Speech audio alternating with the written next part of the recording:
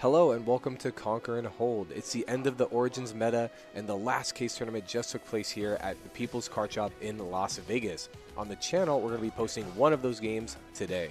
If you're looking for the rest of them, please look at the description. They'll be posted to the People's Card Shop YouTube.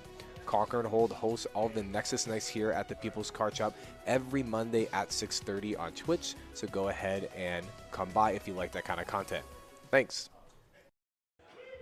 And welcome back to round 3 out of 6 rounds for the People's Card Shop Case Tournament with over 50 players. Also, just want to shout out to our viewers from Spain. Whoop, whoop. Thank you for showing up to the People's Card Shop located in Las Vegas. So if you guys want to know who's playing right now, we're having Malik Glenn, one of our top players out here in Vegas. You know, I play test with him a lot. He's really, really good, and he's playing Master Yi. His bread and butter, he's been playing that almost since he's been starting this game. But we have Mark. No one to basically scoff at. A very, very talented player in many card games, but he is here playing Annie. And most likely it's going to be a Zon Warren start from the Annie player. The classic, when you conquer, discard a card and draw. Being able to leverage stuff like Scrap Heap to draw extra cards, but more importantly, to put as many cards in the graveyard to fill up that vibe. And then Malik is going to be starting off with Vilema's Lair, an all-star in the Master Yi deck, basically making it to where creatures cannot retreat from that battlefield. So making it very, very hard for things like Kaisa to... Kaisa often moves back to try to reconquer to draw cards. It basically says, nope, stop that.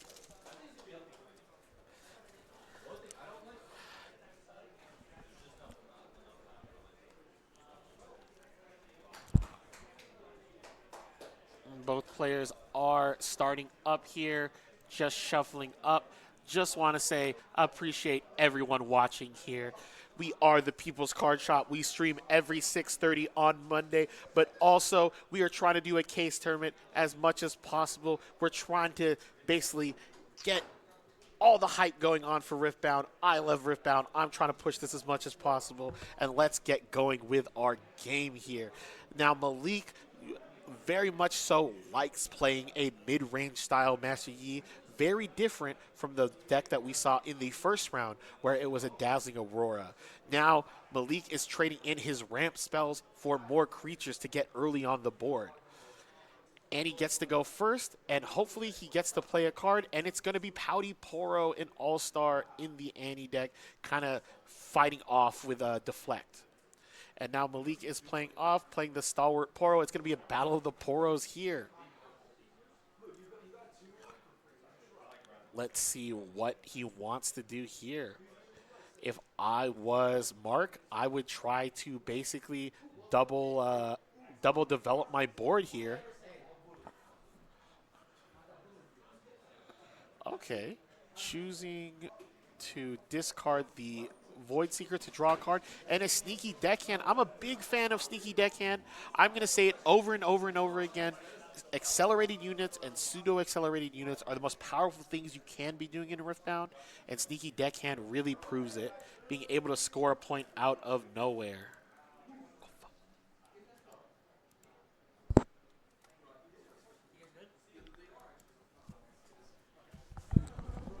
It's because his name.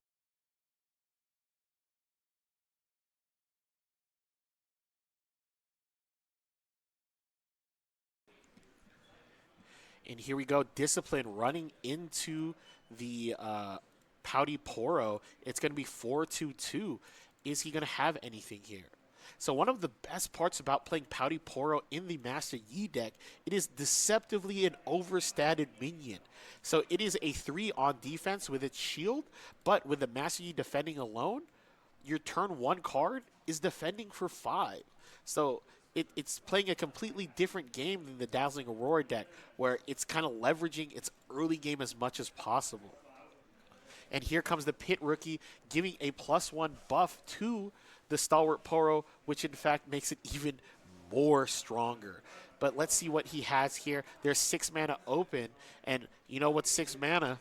Darius Cleave. That's 10, and that potentially can kill the, what is it called, the Stalwart Poro. The only issue is with Cleave, it does get defied. So if Malik has that, it's potentially a way to stop it.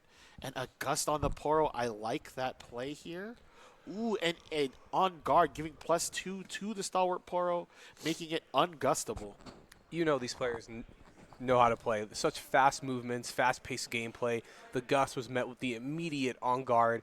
Gust buffs, puts a unit with 3 or less might to an opponent's hand, but the on guard will buff it. So it's going to fizzle because the unit is now more than 3 might. It's at 5.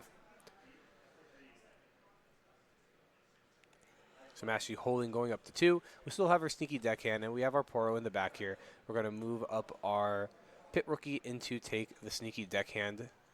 Go 1-for-1 trade. We don't mind. And we're going to have our Kiana. Kiana is a 4 might unit with a power that when she conquers, she's able to channel a rune or she's able to draw a card. So a lot of Master Yi mid-range players play her in the mid-game in order to, you know, keep on getting their channels going or to draw in additional cards.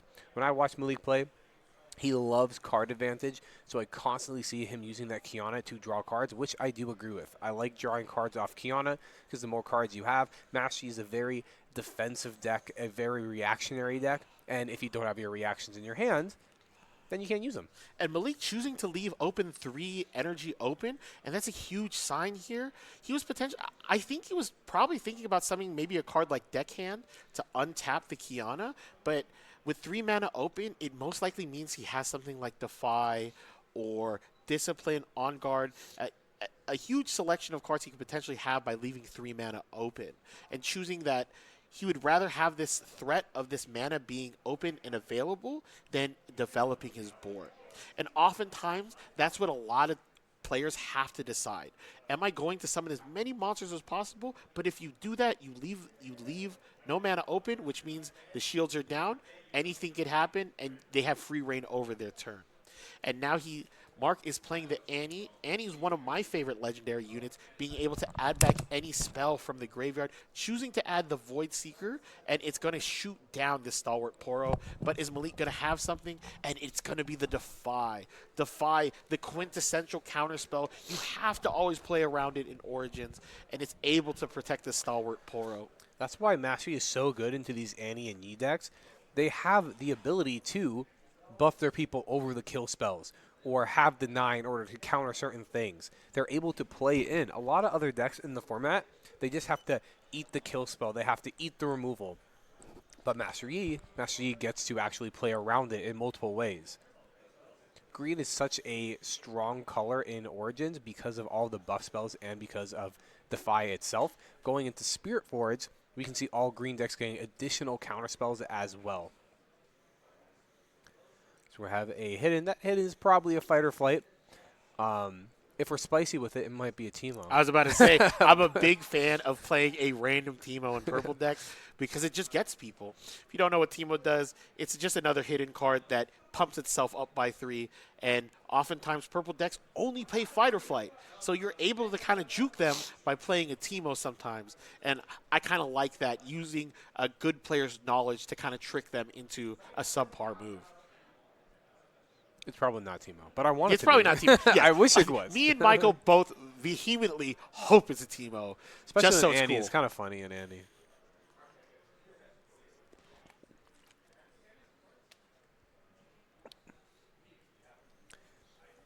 Sometimes these very strong players, they take a turn to think. In Riftbound, you want to think about your mana for this turn, next turn, and the turn after that. How much mana do you want to have up? What plays you're doing now? What plays you're doing later? So before you actually make your move, you want to kind of calculate all these things. Mark doesn't mind that Malik is taking this time to think because he's doing the same thing right now. He's thinking out his next couple turns. We're going to move Kiana up. If it's a fight or flight, then sure, it's fight or flight. But if it's Teemo, it would have been crazy. It would have killed that Kiana. Would have, in fact, killed that Kiana. So here's the thing that I really like about this mid-range Master Yi deck. It plays early to the board, and then its minions become crazy overstated. A 6 defense Kiana is kind of nuts. Also, he couldn't use the fight or flight because it's in the Valmaz lair. lair. Yes. They're both laughing at that on screen. Mark put that down, not thinking about the Valmaz lair. Unfortunate. He knows that doesn't work. It's, mistakes happen. Yep. But Kiana gets to go into that battlefield and gets to draw off the conquer effect. And then I just want to point out, Malik is at 6 runes this turn. Next turn, he potentially is going to go to 8 runes, and that is the pivotal turn where Dead Bloom Predator can come back. So Malik has a wide board right now, but Mark has to take into account that at any time, if Mark tries to fight over anything, that next turn Malik can drop Dead Bloom Predator next turn. And Dead Bloom Predator is one of the most powerful cards you can be summoning on your 8-mana turn.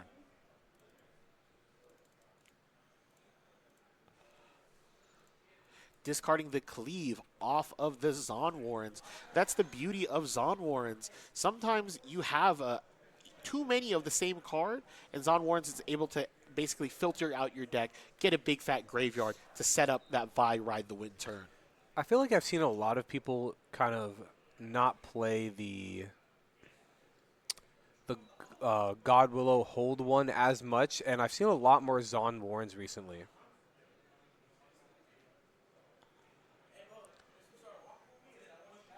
And the Kiana into the Annie.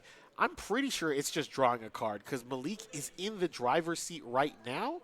He doesn't need to channel more runes. He just needs to step on Mark's head as fast as possible. And by doing that, he's able to draw as many cards, and he hopefully will draw a Defy or a Charm, something like that that can kind of break through, well, stop Mark from winning the game. A very crucial way to edit your triggers or order them is if you have a card that draws into Zon Warrens and it's both Conquer, do the one that draws a card first and then the Zon Warrens after. So maybe if the card you draw you don't like it, then you can discard it off the Zon Warrens. You want to make sure that Kiana draws first, then Zon Warren triggers after. We are going to play our 3-mana guy. It's going to ready a unit so that we can pull our Kiana back. We're defending alone, but we don't really want to lose our Kiana. Kiana is good for conquering. Buffing up that Stalwart Poro with the Defender bonus, with the Master Yi, is going to get him as big as Kiana, so might as well pull Kiana back to conquer and draw another day. Oh, and here's Ride the Wind on the Traveling Merchant. Not even given the option to to try to draw that card. And then there it is. And that's the thing. I love the mid-range Master Yi deck because it plays so differently from the Aurora. Malik literally from the jump summoned that Stalwart Poro, and it stayed on the field and was a menace this entire time because of the Master Yi Legend ability. Yeah, Aurora is so crazy, but Master Yi mid-range is really good because your little tiny defenders have the +2 might bonus. And when your Stalwart Poro goes to 3 might off defender and then +2 goes to 5, he's really big. You give him 1 buff, he's 6. He's just a 2-drop. With 6 might, it is so hard to remove these guys from the battlefield. And as we said before, Master Yi has the ways to protect these little smaller units by buffing them and by negating cards from the opponent. The Annie just got 2 kind of choked out on each turn, and especially using the fight or flight for free, losing it to the Val Mausoleum was unfortunate, but I really don't think that came in too much. That was a pretty big misplay, unfortunately, but I think Master Yi was just in the driver's seat the entire game, and even if he was able to use that fight or flight a little bit better, Master Yi was really strong, sitting very strong game 1. So, in my opinion, I think game 1, Annie has the best chance of go ahead and winning the game. Thank you, Malik, for showing us what the battlefield was. It's going to be Obelisk of Power. Malik going second, he favors Obelisk of Power. He loves summoning Kiana on turn 1. But what I was saying is, oftentimes I feel like the Annie player is more advantaged, at least in the beginning, because it has kind of more auto wins. It has like the sack power of accidentally Ride the Win. But as it goes into games 2 and 3, I'm really digging what Master Yi can do, because Master Yi has one of the best answers to Vi Ride the Wind in Rune Prison. If you don't know what Rune Prison does, it's a 2 energy, 1 power recycle green, and it stuns a unit. And if you're not familiar with the game mechanic stun, it basically makes it to where a creature cannot deal damage for the entirety of the turn. No matter how many times that creature attacks, no matter how many times that creature moves, that Rune Prison is going to keep that monster in check. So when you have a monster like Vi that wants to kind of gank and score multiple points together, you have Rune Prison to go ahead and check that combo. And I know Malik probably is going to have 2 to 3 Rune Prisons to basically stop that from happening. Or next set, you can thwonk them. Or you can thwonk him. Big thwonk energy. I love thwonk. If that is one of my favorite cards in Spirit Forge. Can't wait to have a bunch of thwonks. I'm gonna start collecting thwonks.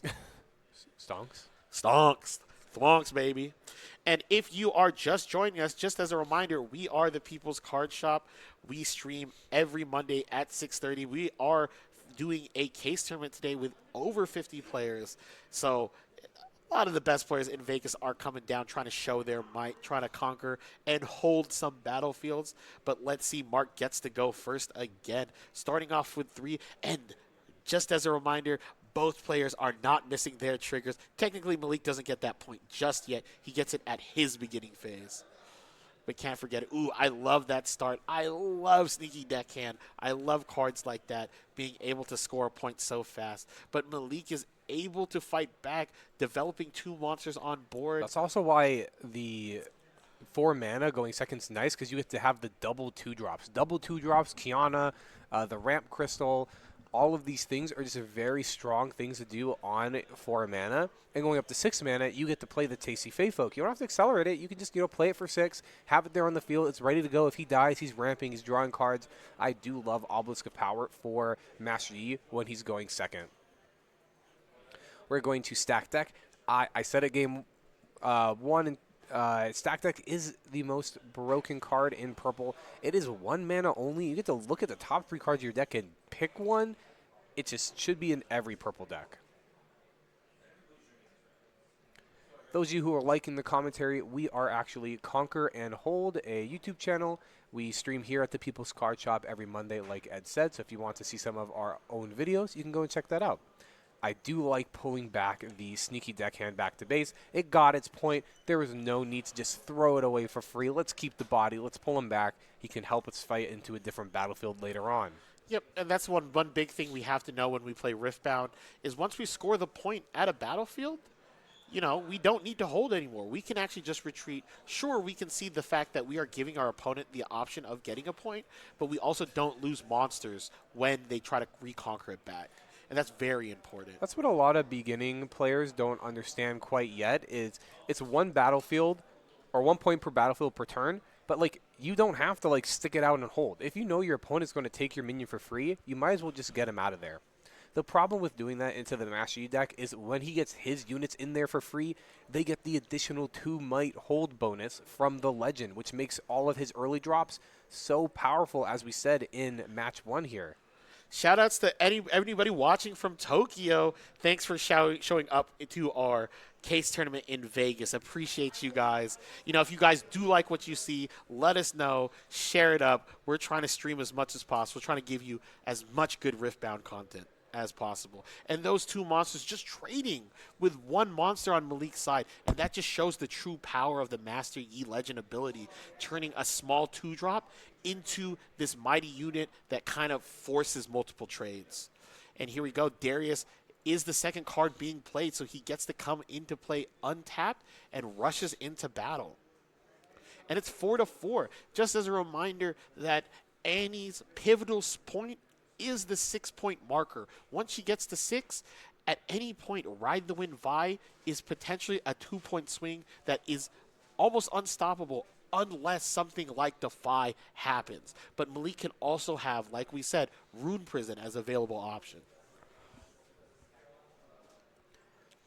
Ride the Wind does move and ready your unit. So if you're not sure about the combo, Vi has ganking. So you move her into a battlefield with Ride the Wind, and then she's able to move over to the other battlefield with ganking because she'll be ready.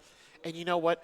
I've noticed this watching Malik play a lot, is he loves Sabotage. He loves activating Sabotage, getting information, and then now he has all the information in the world. He can now, figure out what he wants to play. Sabotage is it's everyone uses it, so it's not slept on, but it's so good. Even if it didn't rip a card, the card and knowledge of knowing your opponent's entire hand, you can, if you're a good player, you can craft out how you're playing. But because it also recycles a card from your opponent's hand and you see their whole hand, it's just so strong. That's why it has a power on it. Mm-hmm. It's this deceptively powerful card, but in the hands of a true master, in the hands of someone that can really play multiple turns in a head, Sabotage is absurd. And even if you're not that good, getting the best card out of your opponent's hand is great. But Malik really in the tank here. He has a lot of options here. What I'm thinking, what I'm trying to think of is he's probably thinking about summoning Master Yi himself, because that is a way to develop the board without necessarily, what is it called, de-ramping yourself a lot. The only issue is this Master Yi is not going to get a lot of value. All it's going to do is just conquer one thing. And the issue is it's going to be able to conquer. It has 8 might, but looking at it right now, the Vi plus the Darius checks that already with 8, barring any type of battle tricks. Yeah, we want to pseudo tempo out, but we don't want to use all of our mana because we want to be able to act on our opponent's turn. If we're going to tempo out, we want to make sure we're pulling our units back to our battlefield. Malik is thinking that over in his head. Do I put my Poro back and kind of tempo out all my people and then fight on the following turn? Or do I actually want to try to go for like a miniature hold right here with this Poro? Which I don't think is a bad idea, but both of our opponent's units, Vi and Darius, can get pretty big. I honestly don't mind just plopping down a Tasty Feifo on top of the Poro, and if it dies, we're going to go for a trade, and then we're also going to draw and ramp, which is not too bad. Let's see what's going on here. So we're tapping 4.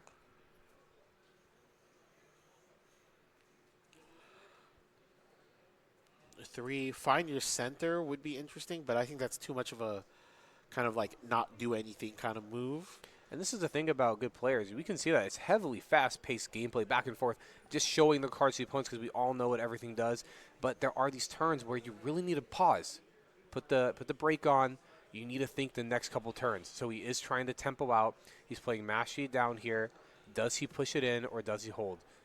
Or hold it back in base. So he is going to push it in. He valued the point tempo very heavily right now. And you know what? I don't mind. Oh, tapping out's kind of spooky, but if it's a for a charm on the Vi, I am about it.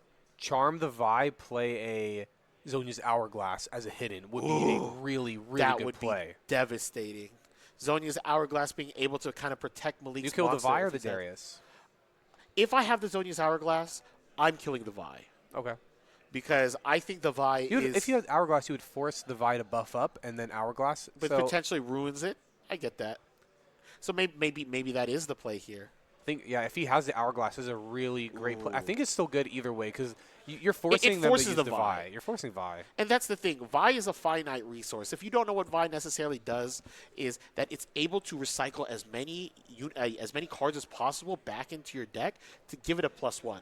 And it's not once per turn. You can do it as much as possible. And here's the Annie. Annie, again, being able to add back any spell back. And, ooh, normally Annie wants to add back these amazing, powerful cards. But he has to add back a stacked deck, and that is not a good sign. That means what Mark has, he does not deem it already good enough. He's desperately searching for an answer here. Yeah, Annie's very low on power, so playing Annie just to get a stacked deck shows your opponent that you are struggling. But that's kind of the beauty of Annie. Even when you're struggling, it's not like, I lose. You have it's like, man, let's like really kind of push in there. Let's stack deck. Let's try to find something. Off the double hold, we are going to go up to 7, so he doesn't win the game just yet. So we can try to develop a little bit. The thing about Annie is she has a bunch of big-ish units in the mid-game, and she's relying on Vi Ride the Wind to win. But it's kind of hard to develop your board. She doesn't have that many minions to develop opposed to Master Yi. So we're going to use Vi, kill the Poro. We just want to take him off a point. We don't want to get rid of any more cards in our graveyard because on our upcoming next turn, we do have Vi able to gank over to that Master Yi spot.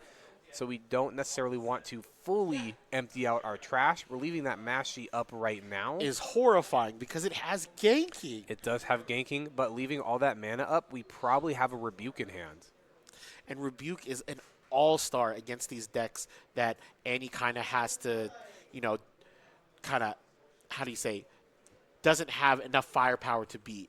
Because Annie needs to be able to push these cards out so it can score points. Because after a while, Malik's monsters are just going to end up being too big and too much. So Mark is definitely right now, trying to figure out to win as fast as possible. On board, it looks like a bad play to leave the Yi on top with the ganking. But, like, we know both of our players here are very capable, and this is what Malik is thinking about. Why would he leave the Vi there if Master Yi has ganking? He has 4 mana available, probably 2 2-mana spells in order to interact. We have a mana up. But also, just so everyone knows, I believe Mark only has 2 cards in hand. Even though, Mark could potentially have a But lot he did of... get the pick. He picked that He card. did pick the card, that is right. So he did see basically 3 extra more cards. And that's the thing about Riftbound. Riftbound, combat and showdowns are so important. One messed up combat, one messed up showdown could potentially spiral to a loss. Malik just has to 100% make sure that this is not a mistake. This is what he wants to do, and this is what's going to win him the game. Let's see what he had. It has to be a rebuke here. Or it could be a fight or flight to bait to deny and then a rebuke to follow up that fight or flight would be kind of cool. But the issue with the rebuke here is he rebukes and he just summons the Master Yi back and attacks. That's why I like fight or flight, bait to deny, make him use the mana, right? And then after that, you rebuke, and then he can't play the Master Yi again. Ooh, and he chooses to fight Oh, or fight flight. his own guy. It's a Okay, very okay. disciplined move off of Mark. He's saying, you know what, you can get the point, Malik, but I value this Vi because it's my win condition.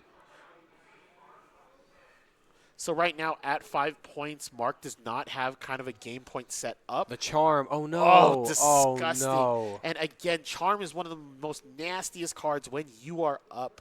Ooh, and he gets to score a second point, and now Well, he held, though. Oh, he held. He held. Okay. He just wants to have it for another hold. So I thought it was game for a second. I was it's like, still well, really good, though. yes, it is basically forcing to push Mark both. to answer both. The thing about it is Mark already has a tough time killing a Poro. How is he going to kill the Master Yi? He only has how much mana? He has 8 mana I open. think he has a Darius in hand, I saw. So maybe. Darius Fireflight would be a... Oh, and that's it. He's packing Mark packs it up. He knew he Malik, couldn't push over that.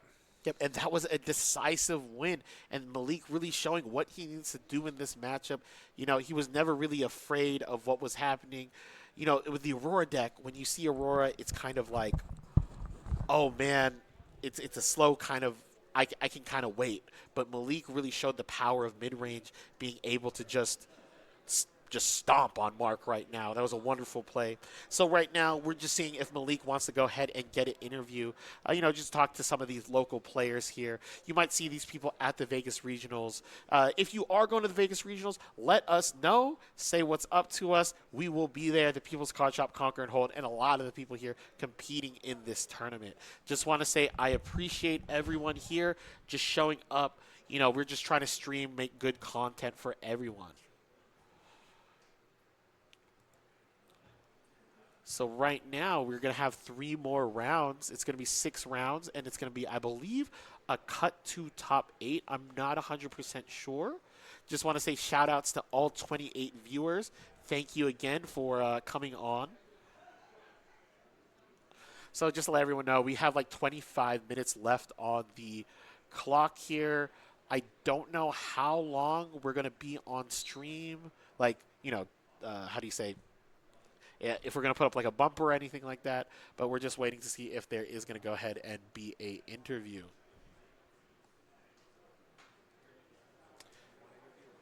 You can do it.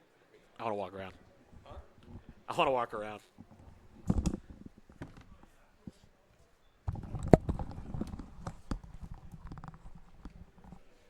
Okay. Oh, hello.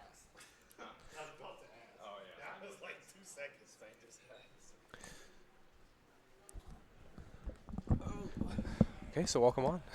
What's up? So here's Malik. He's the one who just won playing the Master Yi. And what do you think was the most critical moment in the final game for you? In game 2? Mm-hmm. Him not having a response to the... Well, one, he kind of drew cheeks, I'll be honest with you. He played Scrap Heap both games, which is terrible. Actually role-playing. Normally you want to side it out or have your little merchant guy. But I think there was an instance where I had I think it was 9 runes I had double charm. I was going to mulligan one charm away, but I like to keep one charm in my hand sometimes if they like raw play the Kaisa and they kind of float it out there. And even if they have the 2 mana back and I have like a sab, I was going to sab the response and then charm the Kaisa in. Or if he floated the Darius kind of just lackadaisical, I was just going to like make the tempo punish play. But I think the 2 pivotal moments in that game is when I went to 9 runes. I had Dead Bloom, double charm in my hand. I had 1 battlefield already. I went Sabotage. He responded with a flash, bringing his Darius back. If he didn't flash, then I was just going to go Dead Bloom, the Darius, charm the Vi, and just clear the board. He flashed. He gave me the Rebuke out of his hand, which is... What would you have taken if he didn't flash early? Still the Rebuke, 100%, right? 100% the Rebuke, because at that point, it's like if he wants to flash the Out Darius back, Bloom. I'm just going to charm the Darius back in. Yeah. So it burns 2 cards either way. So he responded with the flash, which is, I think, optimal. And then I charmed the Darius back in after I decided to play the Yi. That turn was super pivotal. And then the next turn, he Vi'd into my Poro, did some other stuff. And then I think I jammed... I forgot what I jammed. I jammed something towards the battlefield. You ganked the Yi downwards. I ganked the Yi over. And he fighter flighted his own guy back. And then he fighted it back. And then I just charmed it back in. Yeah. At that point, it's just like, it's really bad. It's game over. So Every time I watch you play, like, your charms are so good. I think you do it at, like, these very crucial times of when, like, yeah, early game you can get value from, like, a charm here and a charm there. Yeah. But every time I see you play a charm, it's like that charm was so bad for the opponent that pulling that in that moment gives him on the following turn, he's not able to push it in. For you, what do you think about when you pick your charm? Like, instead of using it early game, how do you view charm? Like, when do you play it? Charm to me is like one of the grossest cards in green set 1. I mean, overall. It's like the only removal you got. It's an insane green card. Defy and Charm are like one of the 2 main reasons I play green. I'm very control-y. My playstyle super control. So with Charm, I try to play it extreme tempo. Like, I'll only play the Charm if I need to, or if the play just swings so much momentum my way that it just feels extremely bad. So that's where I really pick my charms. I try to make sure that I call them, when I was telling my homie, I was like, you have to make your charms potent. They just have to feel terrible for your opponent. Yeah. So, like, I'll never charm in a bad spot unless I need to, but I'm always going to hold the charm for a spot that just makes my opponent feel like it's probably the worst thing that they can see. And that's how I try to do it, honestly. And for your battlefield, you had the Obelisk of Power. Yeah, and we were kind of talking about Sneaky why you like the Obelisk of Power. He got the sneaky deckhand off, which is unfortunate into Annie. But why do you like Obelisk of Power? What cards are you looking for on your turn 2 play to play? Obelisk, so I haven't changed I actually only made 2 adjustments to my Yi deck since I made it. Early set 1. I mean, I played like 6 skirmishes. I won 2 of them. I never changed the deck list. I just kept it the same. It's a classic. Yeah, so like I just don't really need to change it. But this event, I main decked Sabotages and the First Mates because of my because of my Aurora matchup and my Annie matchup, because it's just so abysmal sometimes. What I keep Catalyst in for is 9 times out of 10, if I just turn 1 play Kiana versus like 90% of decks, it's really insane. Except yellow, I get like Cold to the Weak. But like being able to open up double 2-drop or Kiana against any deck turn 1, it feels extremely good because it allows me to pick a battlefield to maybe contest and hold. Or the Kiana just makes them like, especially against purple, they don't want to target it. You just deramp for free. And then like Kiana on my next turn makes it so good for me because having the ability to draw or ramp to get back to, because you play the Kiana, go down to 3, you go to 5 on your next turn, go to 6, and then your Dead Bloom on the next turn. So it's a turn 3 Dead Bloom, technically speaking. But just the ability to draw and ramp with Kiana off of my turn 2 is really pivotal. It gives me a lot of tempo and allows me to kind of play the game however the game needs to be played. If I have to play a long game, ramp the rune, or if I'm playing a resource management game where I have to keep my hand size up and contest and play back and forth, I can draw the card. So Kiana mainly.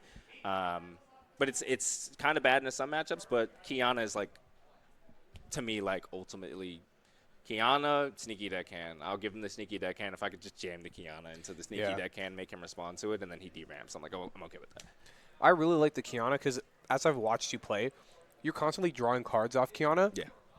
But as we were saying during the game to the chat, you always think about like 2-3 turns ahead of like, how do I want to spend my mana? Do I need this Kiana mana in Yeah. 3 turns from now? Yep. And if you're like, nah, with my hand how it is, I don't pick it. Yeah. I always see you constantly draw cards. But when you do ramp, then that kind of cues us into like, oh, he has like certain plays that he's looking for down the line. Yeah, yeah. And yeah, I think the unfortunate thing that happened to Mark in one of those games with the Val Mausolea is he played the hidden fight or flight. I don't know if you see me, but I was like, what is this hidden? I was like, okay, it's not fight or flight. Is it a Teemo? Like, That's what we were like. It could be a Teemo. Like maybe he's playing Teemo, and then I'm in my head. I was like, all right, I'm just gonna jam into it. And I said, nah, what is that? And then he flipped it, and I was like, just a mistake, right? yeah. He said he was like, I forgot. I was like, okay.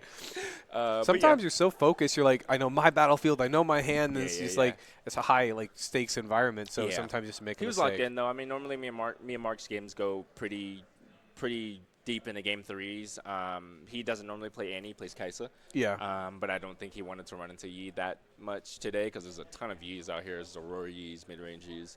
But normally he plays Kaisa, and our games go to like game 3 all the time. So as we've been watching, even though Aurora Yi is kind of like it's controlly and rampy, I really feel like mid-range Yi is even more controlly because once you put the 2 little tiny units on the battlefield, they go up like the Stalwart Poro. He's defender 3 and then +2. He's at 5, so he's 5 might for a 2, and then you have the buffs. It's just so crazy. How do you feel about your Kaisa matchup specifically, and do you feel like it's strong, weak, and how do you feel about it? I feel like I'm favored in the Kaisa. I feel like I've played the matchup so much. I mean, the deck I think ultimately is like a 50-50-ish. I think it's slightly Yi favored at this point in time, just because Kaisa does what Kaisa does. But I mean, Yi just like if we can hold battlefields and play buff spells and just really like nullify. I mean, like you kind of seen it in that matchup a little bit. Like he would Void Seeker, I would just defy it. He would he would do something. He would gust. I'd pump my guy up. So it's almost like they play like. What's the red card? Hex Tech, you just buff something. They play Void Seeker, you defy it.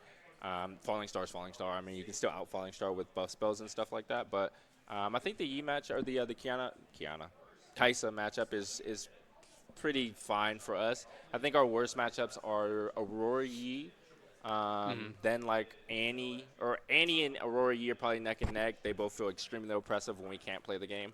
And then just like MF Aurora, but I think that's on the small back end there. What are your counters for Aurora? I know you said you have the first mate. So I changed my list today. Normally I have a super consistent list. It's like 3 ofs all throughout the entire deck, and then like one of.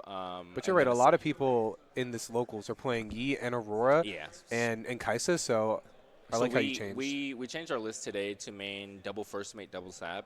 The first mate allows us the ability to, on 5 runes, play kind of like a rookie plus the thing. That's what you did too, and then you push got up the deckhand. Which was cool for me because I basically had a line to where it's like if he does something to this charm, then I just push back my first. I push my first mate over here, and then I push my Poro over here, so he has to clear both battlefields. But sabotage in the main deck, I normally don't play it. I don't think you need it in Yi. If you play a very standard control variant of it. But I mained the double sab today and then double first mate to play a little bit more fast into Aurora, so that way even if I open up a 2-drop, I can 2-drop turn 1, push it up the next turn. If it's there and I hold point, then I can bring it back down, play a first mate, jam it back over here, go to 3, and then I have the first mate to contest, and then just the double sab in the main just to try to catch the Aurora on 7. Yeah, and then I really like how you were consistently pushing Kiana in, then like playing a unit and pulling Kiana back because Kiana's so good on Conquer. Like she's like basically the same might as a buffed up Pouty Poro. The Stalwart Poro. Yeah, yeah. So it's like keep her back for the the Conquer on the following turn. And it's just really potent having the ability to pull her back and make your opponent say, okay, well, if I put a unit in, it's probably going to die. And if it doesn't die, what am I going to deflect with? Or am I just going to push my units back? And then am I okay with giving him another draw or another ramp? So it's like you just constantly put your opponents in those bad spots. And that's kind of how I try to play the E deck. Last question. When you are playing versus Annie, what is your mulligan strategy? Try to stay small. I get rid of the bigs. Side out my dragons. The dragons are pretty dead in that matchup. The white flames. Yeah. Side out those. I had a dead bloom in my hand when opening, and then I just mulliganed it away. which I would like to actually see it, but like in that instance, I don't want to see it for 4 turns and I can't play it. So I stay small. I look for a Defy. I look for a Sab. I look for babies, the rookies, the 2-drops.